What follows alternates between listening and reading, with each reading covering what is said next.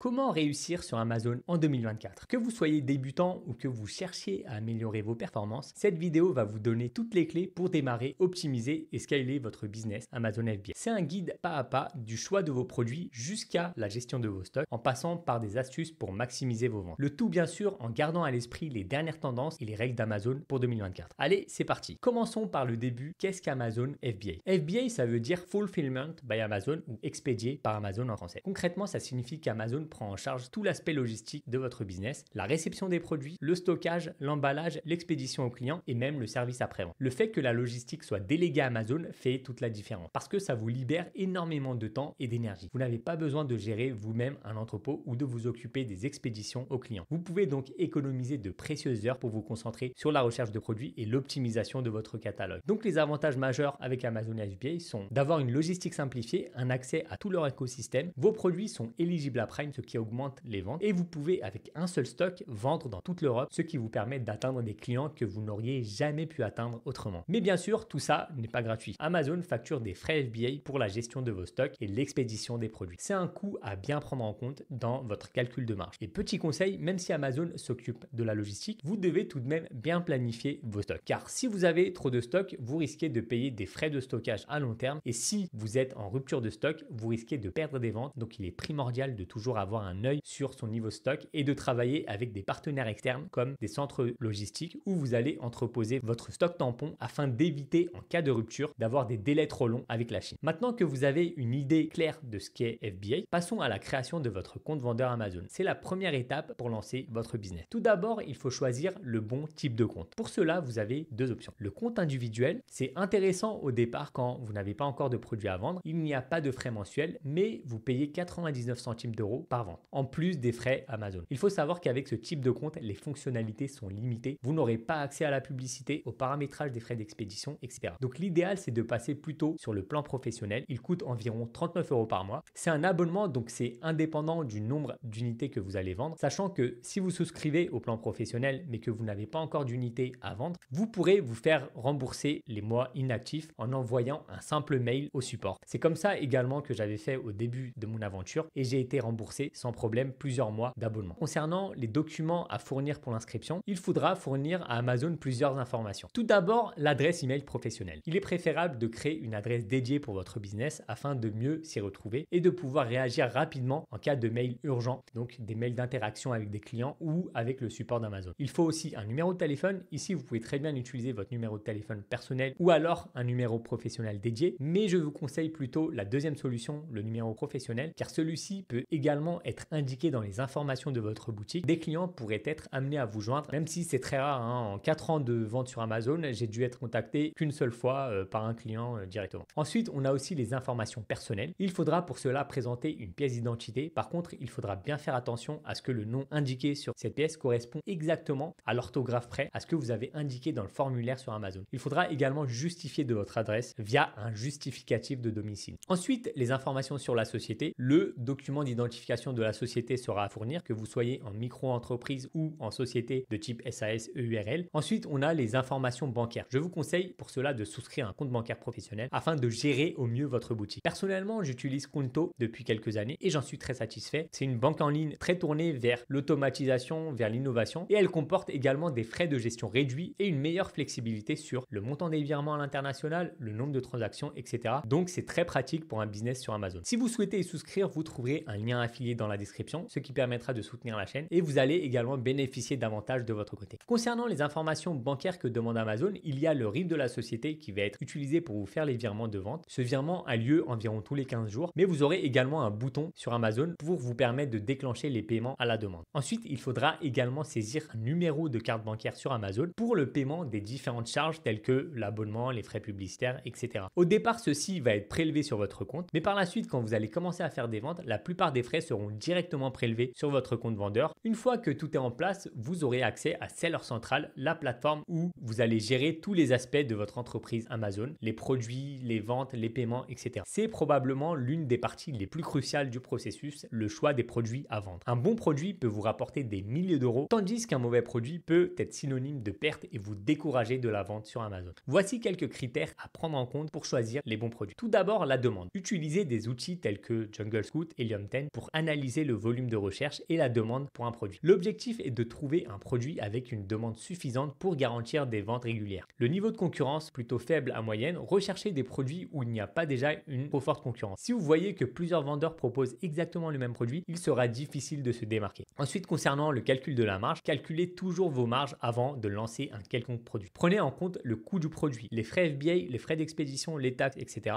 Une règle de base est de viser au moins 25-30% de marge nette. Ensuite, par rapport au poids et à la taille du produit, les frais FBA sont largement influencés par le poids et la taille du produit. Moins votre produit est volumineux et lourd, moins vous paierez de frais. Essayez donc de privilégier des produits légers et faciles à expédier. Ensuite, produits saisonniers vs produits evergreen. Décidez si vous voulez vendre des produits qui se vendent toute l'année ou des produits saisonniers. Si on prend l'exemple d'accessoires de piscine, ils se vendront surtout en période chaude, donc vous pourriez avoir un stock sous les bras le reste de l'année. Tandis qu'un produit evergreen, lui, génère des ventes régulières toute l'année, quelle que soit la période. En tant que débutant, je vous conseille de vous focaliser sur ce genre de produit. Et petit conseil pratique, lorsque vous testez un nouveau produit, n'achetez pas de gros volumes tout de suite. Commencez avec une petite commande. Pour tester la demande, vous pourrez passer à une plus grosse quantité par la suite. Une fois que vous avez trouvé une idée produit, vous devez savoir où vous allez le sourcer. Le sourcing consiste à trouver un fournisseur pour votre produit. La plupart des vendeurs Amazon utilisent l'une de ces méthodes, soit Alibaba. Cette plateforme est la plus populaire pour trouver des fournisseurs chinois. Alibaba est l'idéal pour les achats en gros et vous pouvez sur ce site discuter directement avec les fabricants pour négocier des prix et des conditions particulières telles que la quantité de commandes, la personnalisation de votre produit et j'en passe. Ensuite, on a également le choix de fournisseurs locaux. Si vous voulez des produits de meilleure qualité ou si vous visez un marché spécifique comme le Made in France ou le Made in Europe, cherchez des fournisseurs locaux. Pour cela, Google est votre ami. Les produits peuvent être un peu plus chers, mais cela peut justifier un positionnement de qualité supérieure et se démarquer face aux concurrents. Petit conseil pour négocier avec les fournisseurs. Toujours demander des échantillons avant de passer une grosse commande. Ceci vous permettra de tester la qualité et de vous assurer que le produit est conforme à vos attentes. N'hésitez pas aussi à négocier le prix en avançant le fait que c'est votre première commande, que vous avez besoin de tester le marché, mais que vous êtes sûr de passer une grosse commande par la suite. En général, quand je dis cela, ça rassure le vendeur qui me voit comme un partenaire long terme et il me propose donc des prix plus attractifs. Enfin, vérifiez les délais de production et de livraison pour éviter les mauvaises surprises. Une fois que vous avez trouvé votre fournisseur, commencez par commander un échantillon pour vérifier la qualité, puis passez votre première commande pour tester le marché. Une bonne communication est essentielle tout au long du processus, surtout si vous travaillez avec des fabricants à l'étranger. Maintenant que vous avez vos produits, il est temps de les envoyer vers les entrepôts d'Amazon. Voyons maintenant comment créer une expédition dans Seller Central. Alors il faut pour cela aller dans l'onglet Gérer tout le stock dans votre compte vendeur et créer une nouvelle expédition en sélectionnant votre produit, puis en cliquant sur Envoyer ou réapprovisionner votre stock. Vous devrez ensuite indiquer le nombre d'unités que vous expédiez et à quel entrepôt elles doivent être envoyées. Emballer vos produits, il est essentiel de respecter les normes d'Amazon pour l'emballage et l'étiquetage des produits. Votre fournisseur devra apposer sur chaque unité une étiquette FNSKU qui est le code barre interne à Amazon ou bien une étiquette EAN qui est le code barre universel fourni par les sociétés telles que GS1. Maintenant, pour le choix du transporteur, vous pouvez soit utiliser les transporteurs d'Amazon partenaires tels qu'UPS, soit choisir votre propre transporteur. Les transporteurs partenaires offrent des tarifs compétitifs pour du transport local. Donc, si vous avez déjà votre stock chez vous ou dans un entrepôt local, dans ce cas-là, ce sera l'option à privilégier. Sinon, s'il s'agit d'un transport international depuis votre fournisseur jusqu'aux entrepôts d'Amazon, alors il sera préférable de passer par votre propre transporteur. Pour cela, rien de mieux que de faire plusieurs devis auprès de votre fournisseur, mais également auprès de sociétés de transport pour comparer et choisir celui qui est le plus avantageux. Maintenant, concernant l'envoi de vos produits, une fois que tout est prêt, envoyez vos produits à l'entrepôt. Amazon se chargera ensuite de les réceptionner, de les stocker et ensuite de les préparer pour l'expédition au client. Une fois vos produits en stock, il est temps de s'assurer qu'ils vendent. Pour cela, il vous faut un listing produit optimisé. Voici quelques éléments clés pour que votre fiche produit soit visible et attrayant. Tout d'abord, au niveau du titre, il faut qu'il soit optimisé pour le SEO. Utilisez des mots-clés pertinents que vos clients recherchent. Assurez-vous tout de même que le titre reste lisible et clair. Ensuite, pour la description et les bullet points, mettez en avant les caractéristiques et surtout les avantages de votre produit. Plutôt que de dire simplement matériaux en acier, expliquez pourquoi cela rend votre produit plus résistant ou plus fiable. Ensuite, les images, il faut qu'elles soient de haute qualité. Vos images sont l'un des éléments les plus importants de votre fiche produit. Il faut en mettre le plus possible. Investissez dans des photos professionnelles ou du moins faites les photos vous-même avec une photo box et travaillez ensuite avec un designer pour les optimiser. La première photo doit être sur fond blanc. Il faudra également des gros plans, des angles différents et si possible des vidéos montrant le produit en action. Concernant l'obtention des avis, les avis jouent un rôle clé dans le succès d'un produit. Cela génère de la preuve sociale et encourage le client à choisir votre produit. Essayez d'obtenir rapidement des avis positifs en utilisant le programme Vine et en offrant un excellent service client et automatisez aussi la la demande de commentaires avec des logiciels tels qu'Helium 10. Petit conseil pratique, utilisez des outils comme Helium 10 pour effectuer une recherche approfondie sur les mots-clés que vos concurrents utilisent. Cela vous aidera à ajuster votre SEO pour être bien classé dans les résultats de recherche Amazon. Maintenant que votre produit est listé et optimisé, il est temps de le lancer sur Amazon. Le lancement initial est crucial pour obtenir de la visibilité et des ventes rapidement. Pour ça, on va d'abord voir la partie publicité. Donc une fois que vous avez obtenu quelques avis clients, utilisez la publicité PPC d'Amazon pour mettre davantage en avant votre produit. Vous pouvez très bien réussir sans, mais vous allez alors vous priver de données précieuses telles que les termes de recherche qui fonctionnent le plus pour votre produit. Cela vous permettra également de vous placer sur des fiches concurrents, donc rafler un maximum de ventes. Fixez un budget quotidien et ajustez vos enchères en fonction des résultats. Concernant les promotions et les coupons, donc offrir une promotion ou des coupons peut encourager les clients à choisir votre produit plutôt que celui d'un concurrent, surtout si vous êtes nouveau sur le marché. Ensuite, pour la stratégie de prix, donc il faut au départ fixer un prix compétitif, même si vos marges sont un petit peu plus faibles. L'objectif est de gagner des ventes et des avis pour améliorer votre positionnement. Vous pourrez ensuite augmenter vos prix progressivement. Enfin, collaborer avec des influenceurs ou des blogueurs dans votre niche peut également booster votre visibilité. Un post ou une vidéo d'un influenceur bien choisi peut générer un trafic important vers votre fiche produit et apporter de la preuve sociale. Maintenant que les ventes commencent à décoller, il est crucial de bien gérer votre stock pour éviter des ruptures ou des frais de stockage excessifs. Pour le suivi des stocks, utilisez les outils d'Amazon pour surveiller vos niveaux de stock. Seller Central vous donne des estimations sur quand vos produits risquent d'être en rupture. Assurez-vous de passer commande suffisamment tôt pour éviter toute interruption de chiffre d'affaires. Mais si vous voulez des outils plus avancés et éviter de devoir faire des calculs fastidieux vous-même, investissez plutôt dans des logiciels de gestion stock. Personnellement, j'utilise Sellerboard, l'outil Inventory Planner, qui me permet de calculer automatiquement le nombre de ventes moyen par jour et le moment opportun pour repasser commande. Grâce à l'analyse de vos ventes passées, vous pourrez mieux prévoir la demande future. Cela vous aidera à ajuster vos quantités de commandes et à éviter des surstocks ou des ruptures de stock. Ensuite, si vous vendez plusieurs produits, assurez-vous de bien suivre chacun d'entre eux. Parfois, il peut être plus rentable d'axer ses efforts sur un produit qui se vend bien et abandonner la vente d'un produit moins performant. Et petit conseil sur les frais de stockage longue durée, donc ils peuvent vite monter. Si vous avez des produits qui ne se vendent pas, envisagez de baisser les prix pour les écouler rapidement ou de les retirer des entrepôts d'Amazon pour éviter des frais inutiles. Pour réussir sur le long terme, vous devez constamment analyser vos performances et apporter des ajustements à votre stratégie. Pour l'analyse des ventes, Sellerboard vous offre des rapports détaillés sur vos ventes, vos marges, vos frais, etc. Utilisez ces informations pour identifier les produits les plus rentables et les points d'amélioration. Autre élément important, c'est le taux de conversion. Donc c'est un indicateur clé de la performance de vos listings. Si votre taux de conversion est bas, cela peut être dû à un prix trop élevé, des images de faible qualité ou un manque d'avis client. Ensuite, vous pouvez également faire des tests AB. Donc essayez d'ajuster certains éléments de vos fiches produits comme le titre, les images ou les bullet points et analyser l'impact sur vos ventes. Cela vous permettra de constamment optimiser vos fiches produits. Vous avez maintenant toutes les clés en main pour réussir avec Amazon FBA en 2024. Du choix du produit jusqu'à l'optimisation de vos ventes, chaque étape est cruciale pour maximiser vos chances de succès. N'oubliez pas que ce type de business demande du temps et de la patience, surtout au début. Mais avec la bonne approche et un suivi rigoureux, vous pouvez créer un business rentable et pérenne sur Amazon. Vous trouverez dans la description le lien des différents outils mentionnés dans la vidéo. Et si vous souhaitez aller plus loin dans l'aventure et que je vous accompagne personnellement dans la mise en place de ce business, vous pouvez réserver un appel gratuit via le lien dans la description. Merci d'avoir suivi cette vidéo. Si vous avez des questions, posez-les dans les commentaires et je ferai de mon mieux pour y répondre. Et je vous dis à plus tard dans une prochaine vidéo.